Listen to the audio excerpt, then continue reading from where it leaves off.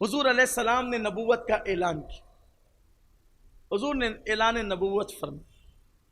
شروع کے دن تھے. مکے والے ہو گئے پریشان. مکے والے ادھر پریشان ہوئے. اب وہ نہیں چاہتے تھے مسلمان ہونا، حالانکہ وہ جانتے تھے حضور کے پاس اپنی امانتیں بھی رکھتے تھے، حضور کو صادق الوعد الامین بھی جانتے تھے.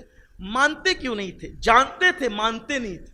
اس لیے نہیں مانتے تھے کہ اگر حضور کو مان لیں گے تو ان کو غلام بننا پڑے گا اور ان کی سرداری ہاتھ سے چلی جائے گی. اور یہ بات میں اپنے دماغ سے نہیں کہہ رہا ہوں، یہ بھی میرے پاس ثبوت ہے حدیث کی شکل میں کہ اکرمہ بن ابو جہل جب مسلمان ہو گئے تو انہوں نے کہا، ایک بار میں نے میرے ابا ابو جہل سے پوچھا تھا کہ ابا سچ بتانا، میں اور آپ اکیلے، ہم لوگ دونوں اکیلے ہیں، کیا محمد حق پر ہے صلی اللہ علیہ وسلم؟ ابو جہل نے کہا ہاں حق پر ہے. وہ جو کتاب پیش کرتے وہ انسان کا کلام نہیں ہے، کسی غیبی قوت کا کلام ہے. تو میں نے پوچھا ابا پھر ہم مسلمان کیوں نہیں ہوتے جب ہمیں پتہ ہے کہ وہ حق پر ہے؟ وہ جو کتاب لائیں وہ انسانوں کی نہیں ہے، مخلوق کا کلام نہیں ہے، کسی غیبی قوت کا کلام ہے، پھر ہم کیوں نہیں مان لیتے؟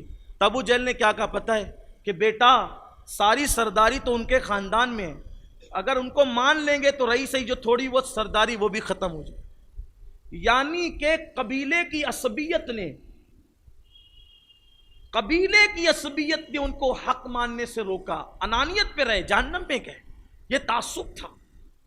غلامی کی وجہ سے بس انہوں نے نہیں مانا کہ سرداری نہ چلی جائے. پاگل تھے کیونکہ اگر ان کے غلام بن جاتے تو وہ تو مکے کے نام نہاد سردار تھے، آج سرداری ختم ہو گئی. لیکن اگر حضور کے غلام بن جاتے تو پوری کائنات ان کو سردار مان لیتی. کیا بلال کو سردار نہ مانا؟ جب بلال سردار ہو گئے قیامت تک، ایک غلام تھے بلال، رسول اللہ کا کلمہ کیا پڑھا تو حضرت عمر فاروق جیسے عربی النسل ایک حبشی کو یا سیدنا بلال کہہ کر پکارنے لگے.